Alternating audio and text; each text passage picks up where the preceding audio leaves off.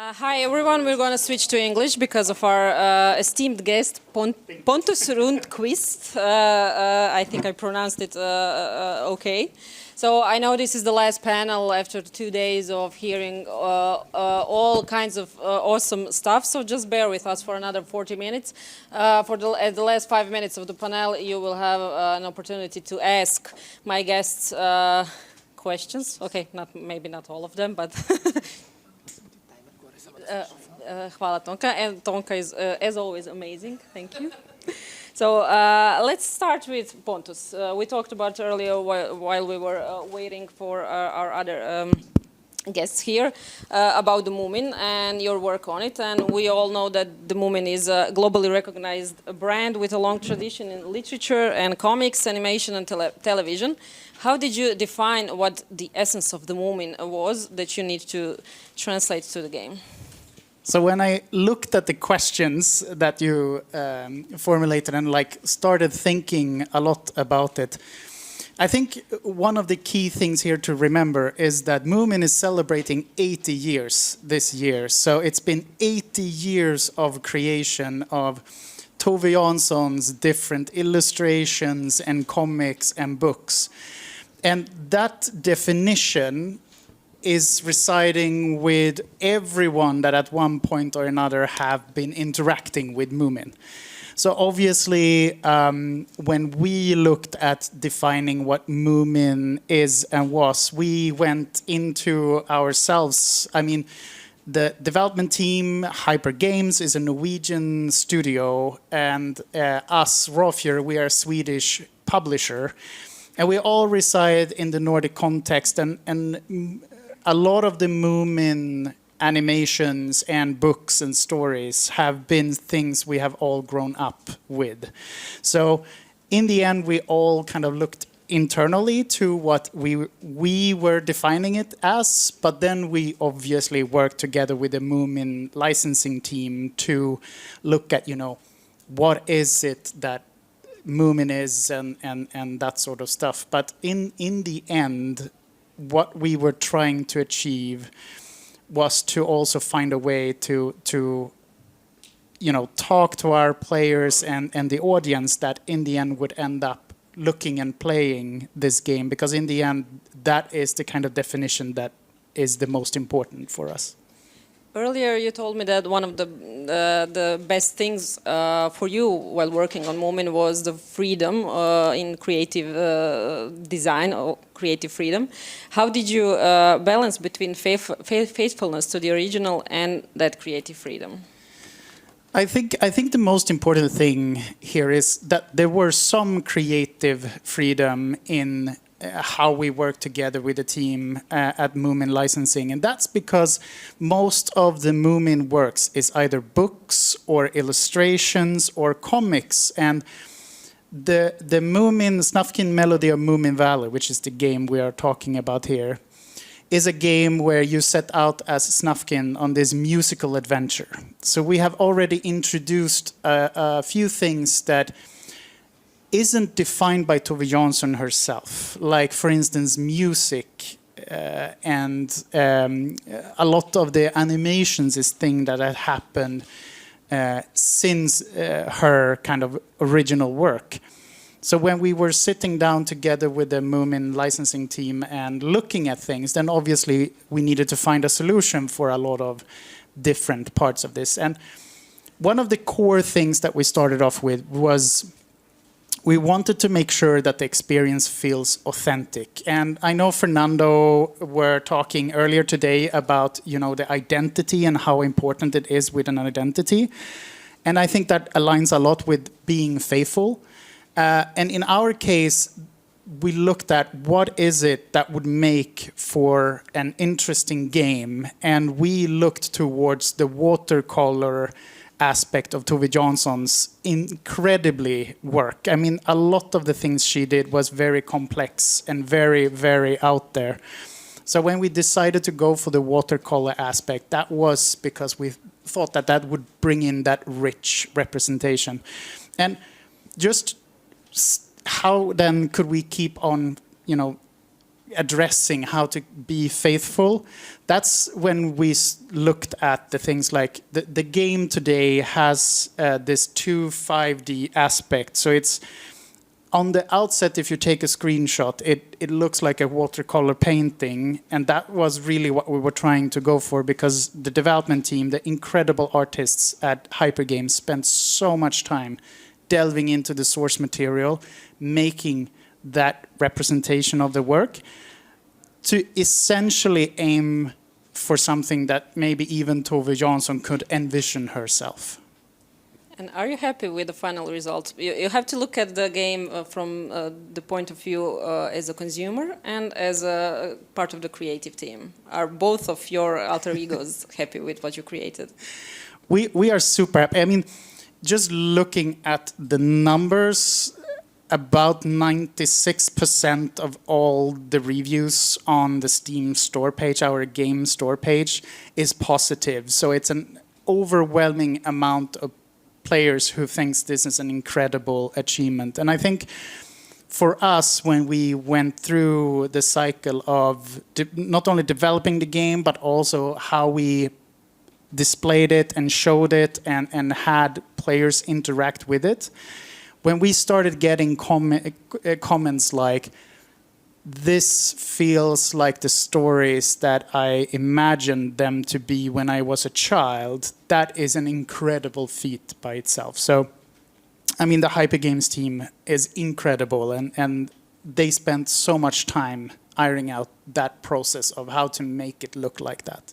And there's another game in the developing stage, right? Exactly. So right now the Hypergames team is working on the next game within the Moomin universe, so Moomin Troll Winter's Warmth. So it's continuing this idea of how to present an original new story, which Snufkin Melody of Moomin Valley features, but it was heavily influenced by the various stories that Tove Jansson wrote herself. So when you play the game, you will have a lot of these themes that you recognize, but the story that carries the game is originally written. Dimitri, before you drift away more further, since you are also part of Raw Fury, can you tell us what are the main criteria for a transmedia project like Moomin to make sense in a form of a video game? Wow. Okay, sorry. Yeah, I mean, as Pontus said, I think it's really, really important for the game to capture the atmosphere and everything around Moomin, and it was super important that the art style, as Pontus said, matches everything that was done before, and it has a lot of history behind it. So it was super important to have all that in. Also, I think it's really important. So Snufkin needed to target both the younger audiences and both like the older audience players also, like, and that was something that it was important to capture that alongside with the what am I even saying? I'm sorry, but yeah. Alongside with the long-time fans, thank you, Notes, long-time fans and new players to also interact with the game in the best possible way. I'm sorry, thank you. It's the end of the day, it's Friday. Yeah, I'm sleep deprived, so if I sound like I'm having a heart attack, yeah, that's okay. So the Moomin, like Pontus said, it's 80 years old, let's say, or 80 years young, and it's a pretty big and important IP. What are the biggest challenges in negotiating and collaborating with IP owners? It actually doesn't matter if it's a big or a small IP, but what are the obstacles? What are the positive sides? I'm both glad and not glad that you asked me this and not Pontus, because I think Pontus could go on for like 5 hours only on this question. We will give him an opportunity. Yeah, please do. You can Yeah. answer. But yeah, I mean, it's their property, so they're like super sensitive about everything. All of the, it can both be good to have strict guidelines for things, then you know what you need to do and how to do it, but it can also be like quite constraining, especially on the development side. And the biggest problem, I think, is the approvals. So on every art asset, on every text, on every thing that you would like to change from the original, or like any text, short description on Steam, everything needs to be approved. And that adds a huge delay, basically, in everything that you're trying to do. And I think we learned fast enough to add enough buffer to all of the tasks and everything we need to do, because it was getting really, really hard to maintain everything. And just to add to that, I think the important thing for us, Raw Fury is an indie publisher, right? So we work with a lot of small development teams. Usually the development teams are between 1 to maybe 8 people. So when we are talking about going through the same processes that a lot of the other partners, licensing partners that you might have, it changes things a little bit in the sense that how you work. But ultimately, I think the most important thing, and what we are really grateful, is when you have a partner like a licensing team, they are also there to support you and make sure that the thing that you create is hitting the tone and the essence that you're trying to do, and they know what the audience for the IP are looking for. So what they are trying to do is to make sure that you are set up for success at the end of the day. But obviously, work process-wise, it sometimes creates some challenges.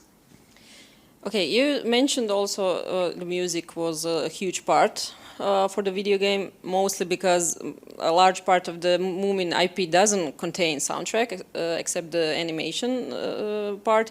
How did you create the soundtrack that would fit the narrative and the mood and the atmosphere and everything? And can you maybe walk us through, either one of you, how some parts of negotiating and just putting the game together and everything, communication with the IP owners, how did it go? How does that look like for someone who wants to, you know, maybe buy an IP from someone and start working on their own game?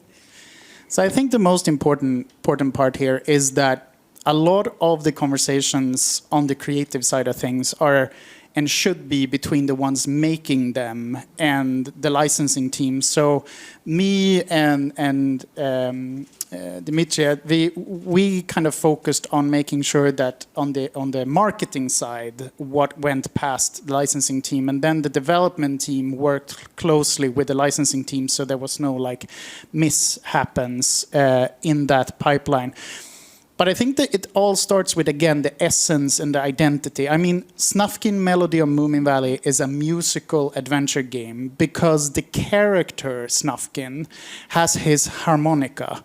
So it just starts off right there. It needed to have music in order for us to be able to present the character Snufkin, because it's such a big thing for his identity as a character. He's a vagabond, he's a wanderer, but he's also a musician. And when it comes to the other part of, okay, but how did we then go about it together with Moomin? I think the most important part here was to constantly portray and discuss the overarching end goal. What is the artistic intent with what we're trying to achieve? Because as long as the artistic intent and the vision for the game or whatever you are creating is aligned with that of the IP, and they see that you care, then usually that resolves half of the issues already there.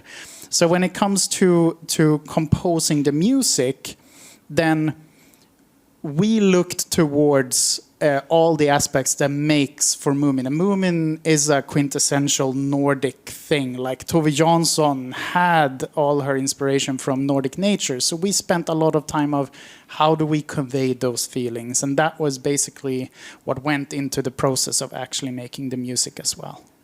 And then on top of that, to emphasize that even further, the collaboration we started up was actually a true Nordic one, because Raw Fury is a Swedish publisher.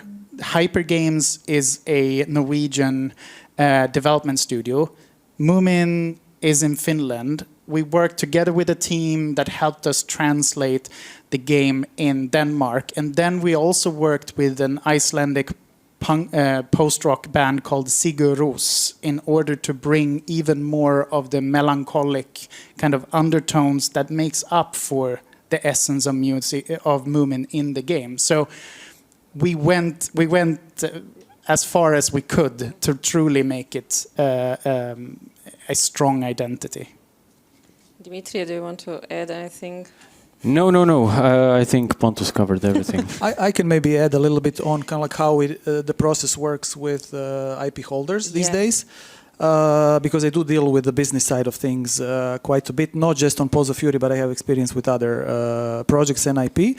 Just to emphasize, Hrvoje worked on Paws of Fury, which is also another big IP. I'll provide context on that one as well, but just in general, if I can maybe convey one message about the business side of things, these days the IP holders are definitely aware that games are kind of like the main cultural medium right now, and that games capture the hearts and minds of both young and older audiences. So they are quite happy, and I would say even actively looking for partnerships with game developers. Now the stories are different, from IP to IP. Definitely things are, I'm not going to say easy, but easier with the film and TV IP holders. They are all very open to collaborations. They're all doing it. Even sort of like the big boys like Disney are very, very open to talk to independent developers who can do sort of like what you said, kind of like bring a fresh spin on our IP. But definitely we want to see your personal touch. We don't want you to take our Mickey Mouse and make some Mickey Mouse game. We actually want to see what's your rendition, how your artists will do Mickey, and what they will do, something new, something cool, something that also will be a little bit of kind of like fan service, let's say. So it's not just money driven. That's what I'm trying to say. They do understand that there's definitely kind of like a cultural component, and if they're just going for the cash grab, they've done it, all of them, and they know that usually it does not end the way that they expect it. And they can always work, and they do work, again, with the big boys on the gaming side, sort of like EA's and Ubisoft's. So, Disney can always work with EA to make a new Star Wars game. That's fine, they're going to do that, and that's going to make the big bucks. But they actually really want to work with smaller developers, indie teams, and kind of like create something special. Okay, thank you. How did you come to work on Paws of Fury, and how did you manage to translate the essence of that to the video game? Okay, so a little bit of context about Paws of Fury. So originally it was not called Paws of Fury. That name was given very late in development by Paramount, who picked up the film. So Paws of Fury had a little bit of a troubled development. I'm not going to go into too much detail, but essentially the original name of the game was Blazing Samurai, because it is based on the Mel Brooks classical comedy Blazing Saddles. So it's a story of a black sheriff that comes to a western town. Everybody hates him because, of course, he's black. The movie makes fun of racism, and the director, Rob Minkoff, director of Lion King, who initiated the work on the film, thought back then that it was kind of like an interesting time to retell that story, but with cats and dogs. So the movie stars Samuel L. Jackson, Ricky Gervais, Michael Cera, and actually a bunch of others. And it's a story of a dog that goes to an Asian-themed country full of cats, and of course everybody hates him. They all want to kill him, but he kind of like grows on them, and yeah, that's kind of like the story of the film. For us, we actually started working on the game quite early in development, which was cool and exciting. In the end, it unfortunately proved to be a lot harder than we thought. But I sense a butt coming. but actually in the areas that we did not expect. So I expected to have issues like you were mentioning. So the feedback loop. So, okay, we need to prepare because they're going to want to control everything that we're working on, oversee. We're going to have to send them the scripts, and there's going to be a lot of back and forth. Actually, there was none of that. They gave us complete freedom. I think we kind of like also defined things well early on. But yeah, we had kind of like open hands. They understood that we are game developers. They focused on the film. They gave us some kind of like guidelines what to go for. We very quickly said, you know what, we're not going to retell the story of the film. We're also not going to do sort of like a sequel. We're going to go for kind of like 1.5 so that we continue the story of the film. But if you ever want to do a TV show or a sequel for the movie, we don't bring too much to the IP to potentially cause them problems. We, of course, did bring some of our ideas that made sense for the game, but essentially nothing major. We didn't introduce like a new bad guy. We just have some kind of like enemies. We created stuff that fits within the world without going too far. So that was actually good, and it helped with the feedback loop. The problems were actually on the financing side. We came as indie developers, partnered with the film studio, who are also independent. And even though it is probably one of the biggest independent movies out there, with a budget of over 40 million, just kind of like as a scale of reference, most European movies, animated films, are kind of like in the 10 to 15 million range. But when you go on the AAA side, Disney, that's 150. So it sits in the middle, which is a very uncomfortable middle to be in, same as games. And it was actually very tricky to find a publisher. Then, of course, kind of like the pandemic hit, the whole video game industry crash. We had to deal with all of that. But we did, of course, manage to finish the game on our own with some help from some public funds. And it's coming out this November. Yeah, but like I said, we did join as partners. So we are partnered with the IP holder. We are not licensing, so that was easier as well. Very early on, so when we first saw the film, it was just hand-animated storyboards. And we were working on the game as the film was being created. So we were seeing new versions of the film as they were being created, which was super cool, of course, to see. And also, I think maybe made things a little bit easier for us because we don't have 80 years of heritage and fans that we need to think about. So it was a little bit easier. We did try to actually reuse film assets. So that was something that we had an idea, okay, let's do that, because we were working with Cinesite, the studio in Canada that did the film. Unfortunately, we quickly realized that that's not how, that's not going to work, because they would send us a character or a package of files, which we would literally download for 3 days, and we would have to go buy hard drives so that we can store it, only to realize that their character is like a 50 gigabyte character, because on the film side they don't care. They actually want as much detail as possible. We use tricks. So we did reuse as much as possible, but in the end we had to kind of like on the art side recreate most of it. But I'm guessing every game developer has some issues like that to kind of like figure out the pipelines and how the whole process will work overall.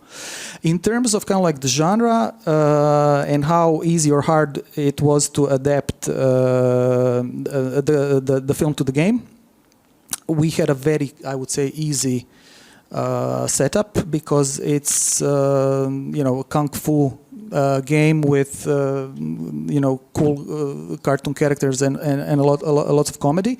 So it wasn't a big problem. It was kind of like easy for us to identify where we want to go based on the target audience. We did set a few important, I think, kind of like guidelines for ourselves. So we knew that we wanted to, we kind of like knew, okay, we probably need to create a 3D platformer, action platformer. So that's kind of like the main thing. That made most sense. Let's not try to kind of like reinvent the wheel, and we're not going to do a roguelike or something because of the target audience. But we also said, we are indie developers, let's try to bring something different, something fresh. And we do have this kind of like tower defense elements, a little bit of Dynasty Warriors or Hyrule Warriors type gameplay to make it a little bit different and maybe a little bit more combat focused than your usual platformer would be.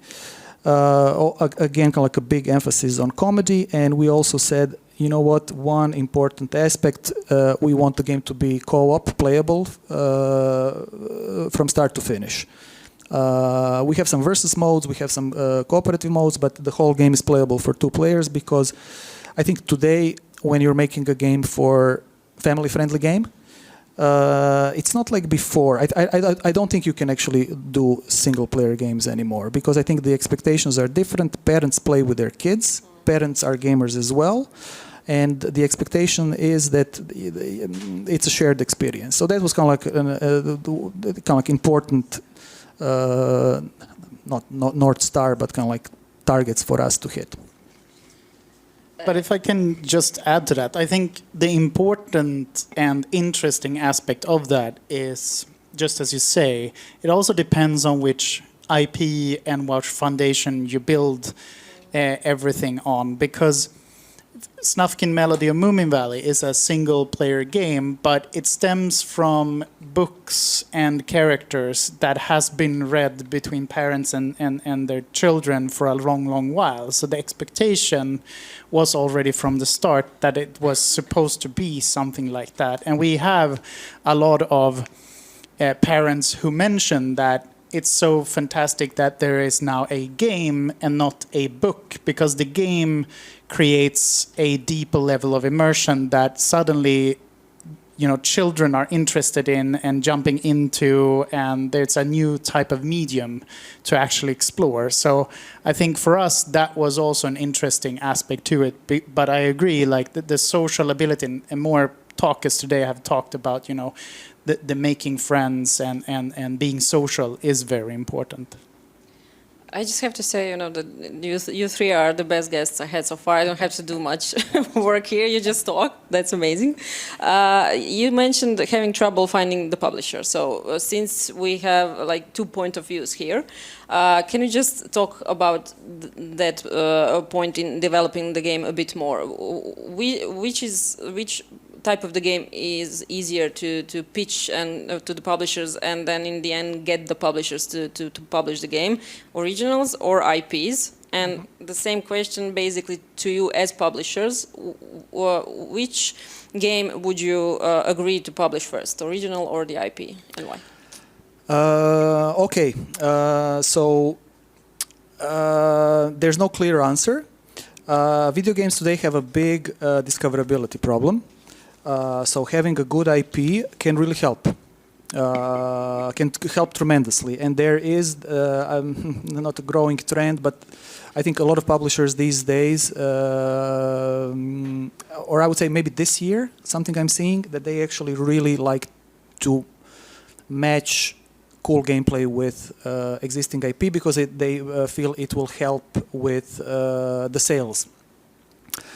I personally am a strong believer in people working together in any way, shape or form. And I personally, what I'm trying to kind of like promote a little bit more is that the IP holders, when I talk to them, what I'm trying to convey is that you don't have to work with EAs and Ubisofts exclusively. Go to indies, because there's a lot more creativity there. You don't necessarily have to create a Witcher-sized game, which big risk, potentially big reward, but also big flop. You can explore, with smaller indie developers, and there's very good, successful examples to look at. So that's kind of like one side of things. On the other hand, the problem is that it's a three-way relationship then. So it's not just the developer and the publisher or an investor. You also have the IP holder, which will be reflected in the revenue sharing, or kind of like spreading the returns. Sometimes it makes it a little bit more expensive in the beginning because there's maybe a licensing fee or a minimal guarantee. What I would say is that these days the IP holders are aware of the risks, and even people, from my conversations, even people like Disney, Nickelodeon, they will scale their, let's say, financial expectations to the project. So of course it's gonna cost more for EA to license something, and the expectations are gonna be different. I would also say more strict. I've seen some of those contracts. They can have a clause like, if you, let's say, you license an IP for 2 games, and you have 7 years to make those 2 games, you need to pay $1 million up front and then however much later. If you just make 1 game and 7 years is up, it's sorry, bye-bye. You have to return it. So yeah, it can be a little bit strict. But yeah, the problem is the three-way relationship, and sometimes for us that was kind of like, even though we had a partner. We are partnered with the IP holder, so there was no licensing fee, nothing. When we talk to publishers, we're like, consider us one party. Like, we have a contract between us. When we talk to you, it's like we're just one party. So it was easier. Our problem was that the movie didn't get picked up for a United States distribution until very late. Because it was sitting in between with the budgets, and a lot of people were looking at it, Netflix, Sony, Paramount, everyone, but it was like, we're waiting until you finish it. Same as games, right? And then when it was finished, it was picked up by Paramount, did okay in some territories, didn't do well in others. So, but overall, it was a great experience, and I'm happy we did it, and that it's actually coming out in November. And I think just adding to that, it's super cool because making games is really, really, really hard. And I think we cannot understate that making games are really, really hard, because games as an art form is in this intersection between so many medium. You have illustrative work, you have music, you have the tactile control design. It sits in between all of these, and all of them need to enhance and amplify each other in order to make a really good game. And as a publisher, there is no right or wrong answer to what games do we pick up. I think the most important thing we look at is it fun, and is it fun for the ones that it's being made for, or who you have in the back of your head when you're actually designing the game.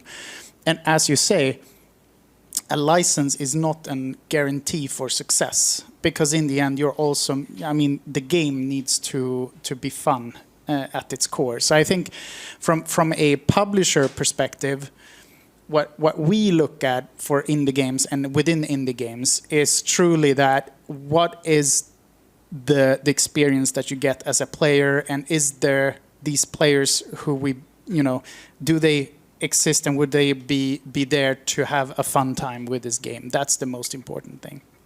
Okay, Dimitri, now that we mentioned three-way relationship between IP holders, developers, and publishers, do you have any specific examples where a strategic decision by the publisher changed the creative process in such transmedia projects? Yeah. I actually asked this question to Pontus because I joined the project like 3 months, I think, before release.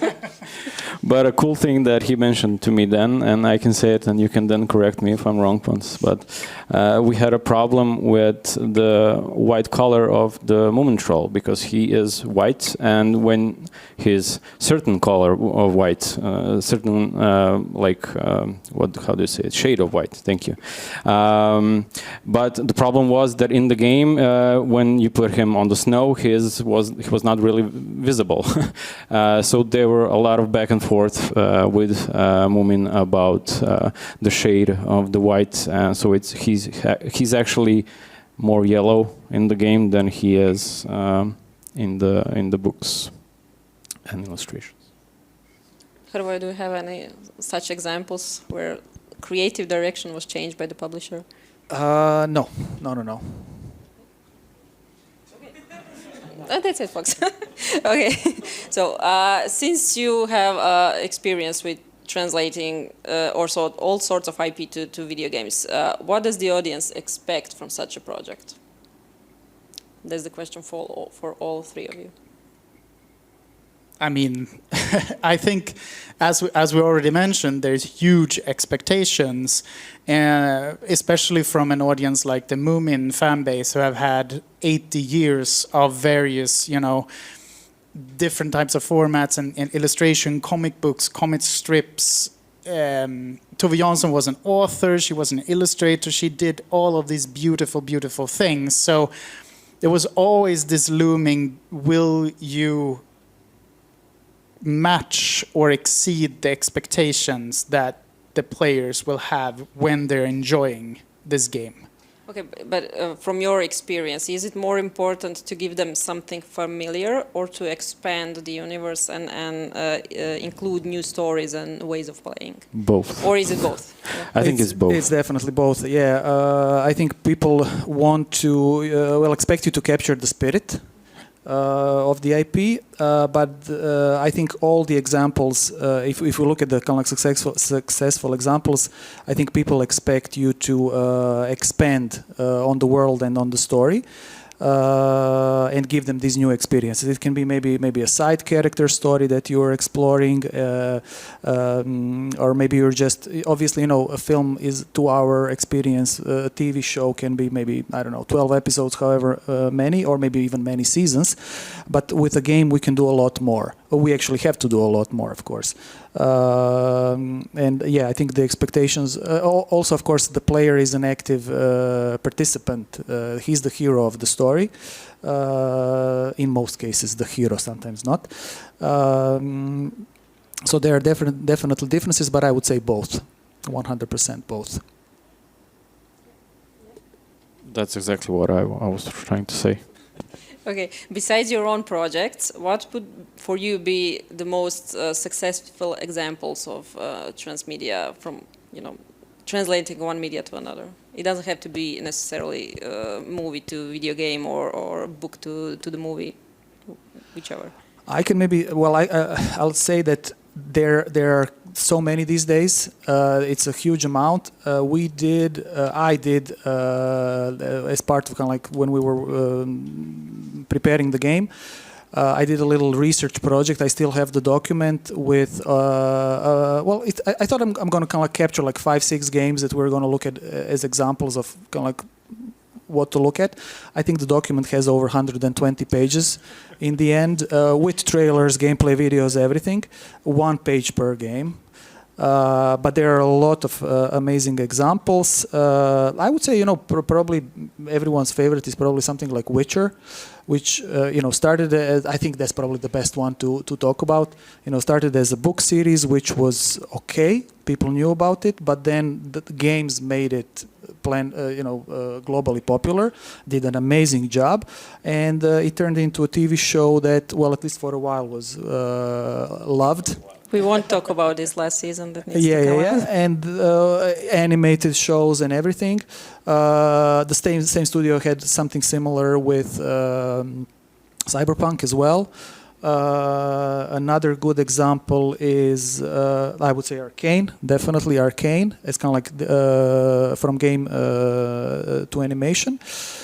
There's also a lot of, obviously for us, we were looking at kids IP. So I was always blown away with what, for example, Outright Games, the publisher, are doing. So they're doing stuff for even younger audiences. And I'm a parent myself. So they are kind of like one of my favorite publishers these days because they do all the Peppa Pigs, Paw Patrols, Blueys, and everything, and they actually do a pretty good job at it. It was my daughter's first game, Peppa Pig. She was so excited that she couldn't enter the room as it was downloading. She was like, and the game is super basic. You just walk around and press A to interact with characters or stuff. But these are kind of like very cool games that teach kids to play games. So they have a very kind of like specific role, and are very, very nicely done. And again, they kind of like expand on the stories. The second Peppa Pig game, you can make your own little kind of like Peppa friend, and you explore the world or travel the world. So yeah, there's a lot of amazing examples these days. And on the other hand, also games. I think as we're seeing this kind of like downward spiral of comic book IP, for example, for Hollywood. I think it's been happening for a while now, but there is definitely increased interest, and I think in the coming years we're going to see a lot of video game IP take center stage on film and TV side. And I think, just to add to that, there is so many awesome times where the people behind the games, the movies, the series have sat down, they have done their homework, they have understood what the audience really are looking for, really what the essence of the IP is. So it's equally important to look at when it didn't pan out right. I mean, you can look at, for instance, the Sonic movies, the first iterations, which kind of, instantly you understand that it's not necessarily you yourself who always define what your IP is, but you need to understand what the expectations with your audience are. And that was a true example of that the audience was not looking towards that sort of experience. And the same thing can go with, there was a lot of work going into the Gollum game, right? But there was a lot of backlash towards how the audience thought that the game was going to be. So that is also something that you have to understand when you work with IPs, that yes, you have some of these things that are going to work for you, but you also need to understand the roots, the essence, and the DNA of the IP, because there's a lot of expectations on what you do as well. Okay, since we are coming to an end, one last question for all three of you about the future. So, will games become the primary drivers of franchises and films and series they're supporting content? I think that games will have a bigger and bigger impact because, again, and I truly believe, like, games marry all of these different creative disciplines together, like music, like art, like tactile input, and it generates anything from small short movie scenes from them to social media formats. So it really covers a lot more that you have a chance to interact with. I would totally agree, and I think even data supports this. I think I was looking at something recently with children, probably going to give a little bit wrong answer here, but I think born after 2015, 96% of them play games already, and I think about 90% of them watch other people play games. So definitely this is kind of like the most important thing for them, and I think also kind of like if you have kids, you probably know, I mean, they do watch stuff, but they play a lot as well, and they play different stuff than us. But that's kind of like another topic. I think the games I would say definitely are going to be the primary medium. I think they already are actually. But I also expect some new experiences to come. I think there is still some kind of like technological issues with games at the moment, where, well, one big one, when you watch a film or a TV show, you can do it together with other people very easily. I mean, like we are sitting right now, we are watching it together. It's not super easy to do that with games. You can do it with some games, but not with every game. I think there are solutions for that, and I think we're very close to having AR glasses when everybody sees their own picture, and we can have a similar experience. And I think when that happens, I think maybe this also kind of like marriage is the wrong word, but kind of like mix of films and games. I think we're going to see some new experiences Synergy. come, some new synergies. Exactly. Dimitri? Yeah, I agree definitely. Unless all of the studios close down and we all end up on the street, but I think we'll be good for several more years, definitely. Okay, I think the future is brighter than that. Do you have any questions for my guests? I'm sure you do. Just we need a first one who's brave enough to ask a question. Nina? What about the IP of Dungeons and Dragons, the movie that was really critically acclaimed, Honor Among Thieves? Even though it was a good reception from everyone, they do not, think about doing anything else. But still, the games are big. The Dungeons and Dragons D&D sessions are big. Like, we haven't talked about that. Was it something that you haven't watched, or is it not big of a deal anywhere else?